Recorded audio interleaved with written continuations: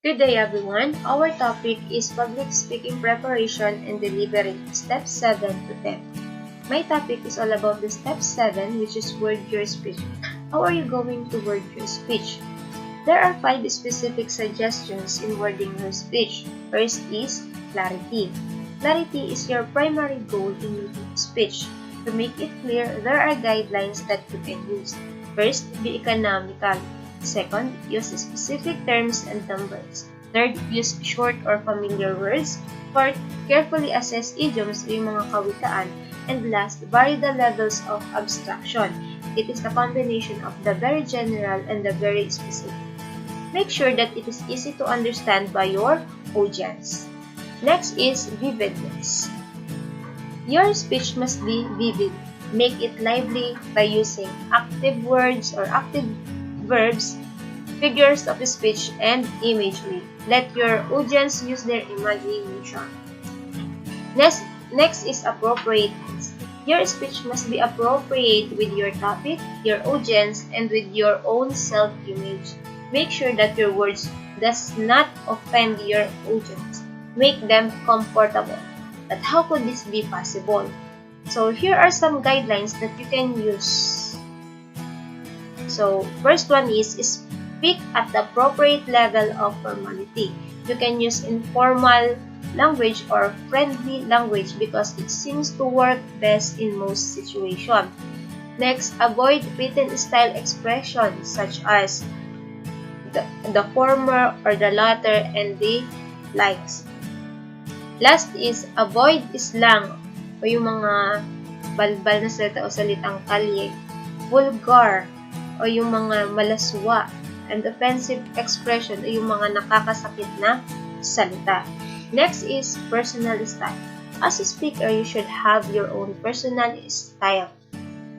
You can use personal pronouns like I, he, she, and you. Ask questions to your audience and create immediacy or make close to them. Let them feel that they are involved with you and with your topic.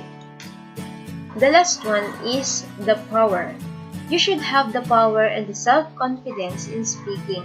Let them think that you know what you're saying. You may use facial expression or gestures as appropriate. You should avoid hesitations, too many intensifiers, disqualifiers, self-critical statements, slang, and vulgar language. So, to achieve these 5 specific suggestions in wording your speech, you should be careful to your sentence construction. So, here are the guidelines that could help you construct a better sentence. First is use short rather than long sentences.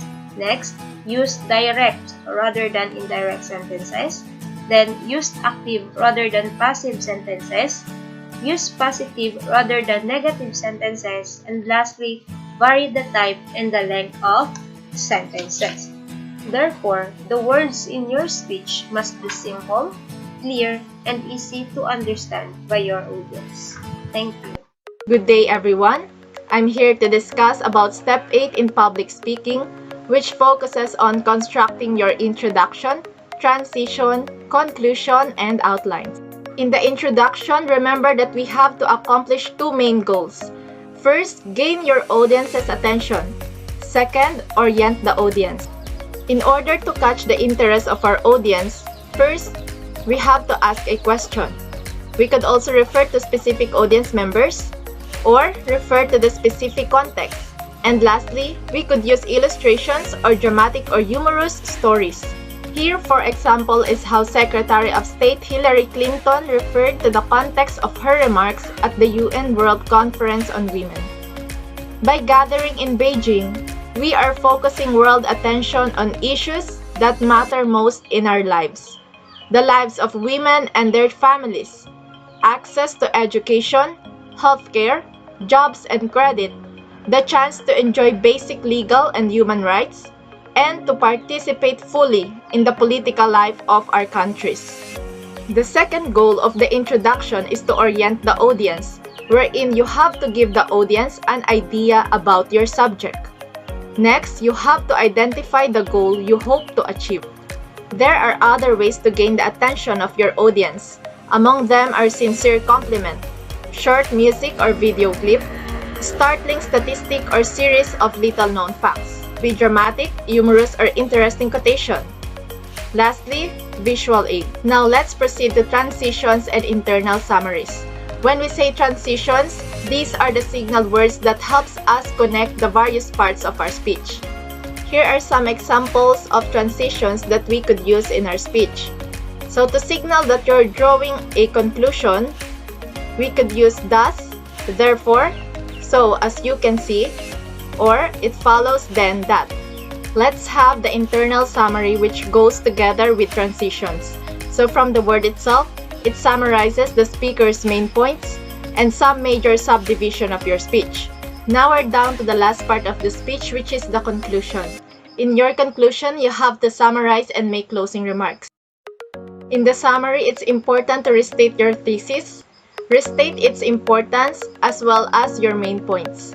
On the other hand, in making your closing remarks, you have to summarize with a quotation. Might as well pose a challenge or question. You could also thank the audience and motivate your audience to do something. Here is an example of a conclusion taken from the speech of Mr. Brian Dyson. He is the former CEO of Coca-Cola, year 1996. Don't use time or words carelessly. Neither can be retrieved. Life is not a race, but a journey to be savored each step of the way.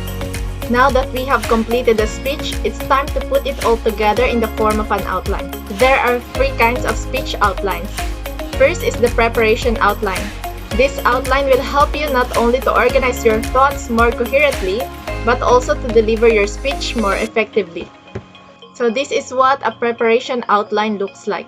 The title, purposes, and thesis of the speech appear before the outline. Second kind is the template outline, which ensures that you include all the relevant material in reasonable order.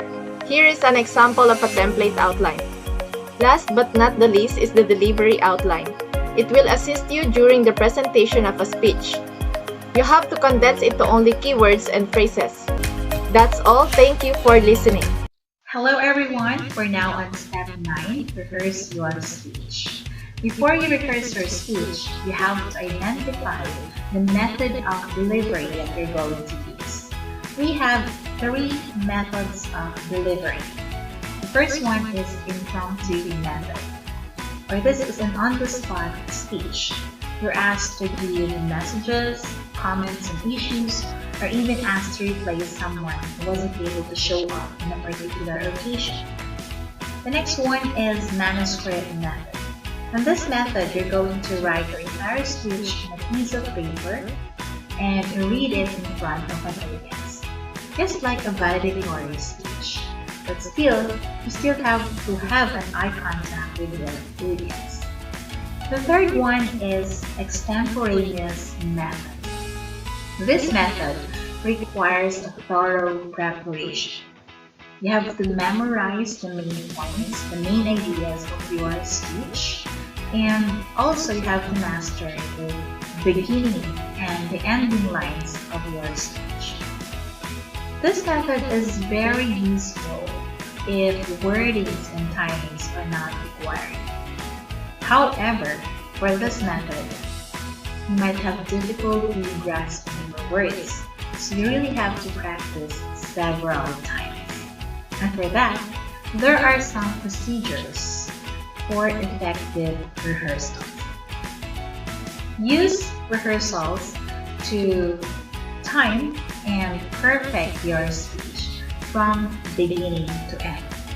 Use your examples, illustrations, or even audiovisual aids that you're going to use during the actual delivery. Use a stopwatch to record or track the time, so you'll still have within a lot of time. And as much as possible, practice to the place where you're actually going to deliver the speech, so you'll feel comfortable. Moreover, practice in front of a full-length mirror. Just like when you were a kid, Practice your eye contact, movement, and gestures so you won't feel awkward in front of your audience. Record your rehearsals so you could watch and listen to yourself.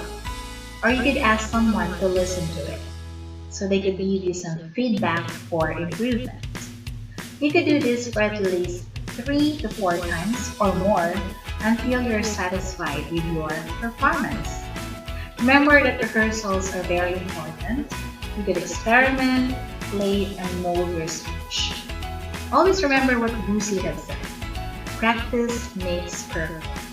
The longer time you keep practicing, your work will become natural, skillful, swift, and speedy. Thank you. We are on the last step of public speaking preparation and delivery. The last step is deliver your speech. I will explain in this step the principles of effective voice, bodily action, and using notes which will help you to complement and reinforce your message. So for voice, we have first the volume, which refers to the relative loudness or softness of your voice. When your voice is adequately controlled, you adjust its volume according to factors such as distance between you and your listeners and the emphasis you want to give an idea. Next is the rate, which is the speed at which you speak. A good rate of speech ranges between 140 to 160 words per minute, and the ultimate goal is to speak at a conversational pace. The combination of slow, fast, and medium speed which makes your speech more engaging. Another dimension of voice is articulation and pronunciation. Articulation results from the physiological movements of the speech organs as they modify and interrupt the airstream from the lungs. So basically, it is the clarity of sounds and words we produce. On the other hand, pronunciation is the production of syllables or words according to some accepted standard, such as that of a dictionary. Of course, errors occur due to faulty articulation and pronunciation. One common error is omission. Some examples include saying government, studying, gonna, after, or company instead of the correct government, studying, going to, have to, and company. Another one is substitution. Among the most common substitutions are D for T and D for TH. For example, water, this, better, and ask for the correct water, this, better, and ask. The last one is addition, which involves adding sounds where they don't belong, as in saying across, athlete, and America instead of the correct across, athlete, and America. The third dimension of voice is pauses, which are interruptions in the flow of speech. Field pauses include well, to fill up silence. On the other hand, unfilled pauses are silences interjected into stream of speech. Pause can enhance our speech. So for example, we can use it in a transitional points, end of an important assertion, before an important idea, and before you begin your speech and after you finish it. For the body action, we have 4 dimensions, such as the eye contact, facial expression, gestures, and posture and movement. The most important aspect of bodily communication is eye contact. You should communicate equally with the audience members on the left and on the right, in both in the back and the front of the room. And of course, without eye contact, you will not be able to secure that all-important audience feedback. Appropriate facial expressions help you express your concern for the public speaking interaction and will help you communicate your comfort and control of the public speaking situation. Lastly, we use movement to emphasize transitions and to introduce important assertions. For example, when making a transition, you might step forward or signal that something new is coming. Similarly, use movement to signal important assumption, bit of evidence, or closely reasoned argument. Using notes, a few simple guidelines by McCroskey 2006 states that we should use delivery outline when presenting our speech. You should also need to know your notes intimately by rehearsing at least twice with the same notes, and use your notes with open subtlety, which means you should not make your notes more obvious than necessary, but do not try to hide them. In terms of critically evaluating speeches, the factors to consider are subject, purpose, and thesis, audience, research, supporting materials, major propositions, organization, conclusion, introduction and transitions, wording, and delivery. In expressing and listening to criticism, we have to Express our criticism by saying something positive, be specific, be culturally sensitive, limit criticism, be constructive, and focus criticism on behavior. Next, we can listen to criticism by listening with an open mind, accept the critic's viewpoint, and lastly, we should seek clarification. Thank you everyone. That ends my presentation.